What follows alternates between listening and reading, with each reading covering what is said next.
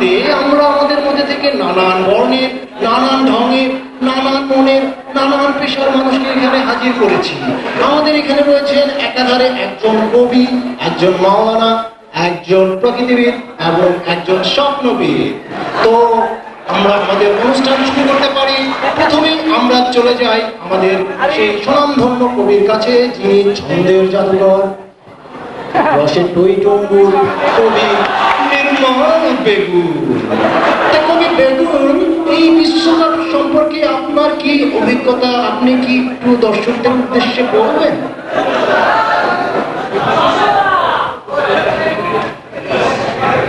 জি জনাব, আপনাকে ধন্যবাদ। প্রস্তুত আমি প্রতিটি খেলাই দেখিয়েছি, তবে ব্রাজিলের খেলার মতো কোনো খেলা দেখিনি।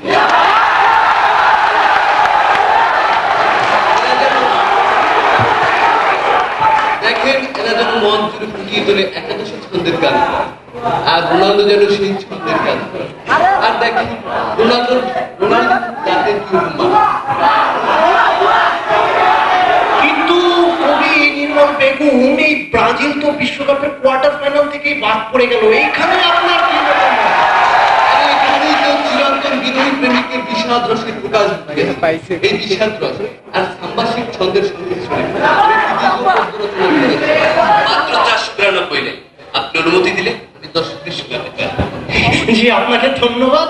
আপনি বসুন, আপনার এই কবিতা না হয় আমরা পরে শুনবো। তো এই পর্যায়ে আমরা চলে যাচ্ছি আমাদের প্রকৃতিবিদ ডাক্তার গাব্বাস রহমান। ডাক্তার গাব্বাস রহমান, এই বিশ্বকাপে ফাইনালে জিদান যে কাজটি করলো, এই সম্পর্কে আপনার কি মতামত? এই দর্শকদের উদ্দেশ্যে একটু বলুন দয়া করে। জিদানের এই গুতা প্রবণতার মাঝে ছিল প্রকৃতি প্রেমের এক অপূর্ব নিদর্শন। মানুষ যে কৃত্রিম হতে পারে না, তা তিনি দেখিয়ে দিয়েছেন। আর এটাকে ফাউল বলে রেফারি নিজেই ফাউল করেছেন। আমাদের এখন সময় এসেছে প্রকৃতিকে আদর করার, প্রকৃতিকে জড়িয়ে ধরার, প্রকৃতিকে। সেই জন্য আপনি বসুন, আপনাকে অসংখ্য ধন্যবাদ। আপনাকে আর কিছু সময় দিলে আপনি হয়তো প্রকৃতির সাথে অন্য কিছু করে ফেলবেন বলে ধারণা করছি।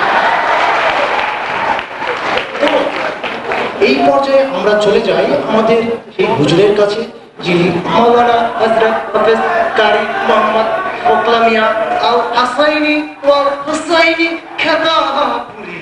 তো হুজুর খেতাবপুরি, এই বিশ্বকাপ সম্পর্কে আপনি কি দর্শকদের উদ্দেশ্যে কি? আপনি খেলার কথা বলিয়াছেন, আমি খুশি হইয়াছি, কিন্তু বড়ই পরিতাপের বিষয়, আমরা এই খেলা দেখিয়া দেখিয়া জাহান্নামের রাস্তা ক্লিয়ার করিয়াছি।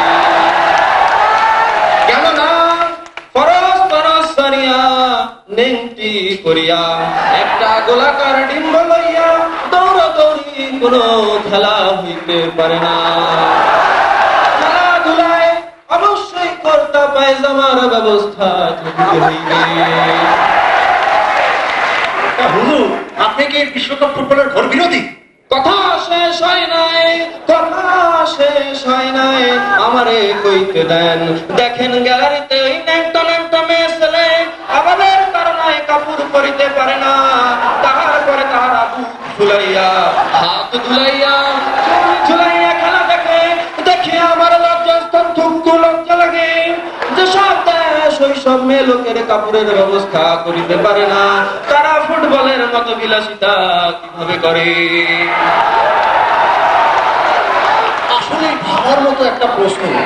তো শুধু দর্শক মন্ডলী, এই পর্যায়ে আমরা চলে যাই আমাদের স্বপ্নবিদ ডাক্তার নিশিকান্ত ঘুমানিয়ার কাছে। ডাক্তার নিশিকান্ত ঘুমানিয়া, এই বিশ্বকাপ সম্পর্কে আপনার কি মতামত, একটু দর্শকদের উদ্দেশ্যে বলুন দয়া করে। পালিয়ে যাচ্ছে লেজু থেকে কদু মেসিকে কাটিয়ে উঠে বল দিল মুখলেসকে। বাবা মুখলেস তো হুকলেস,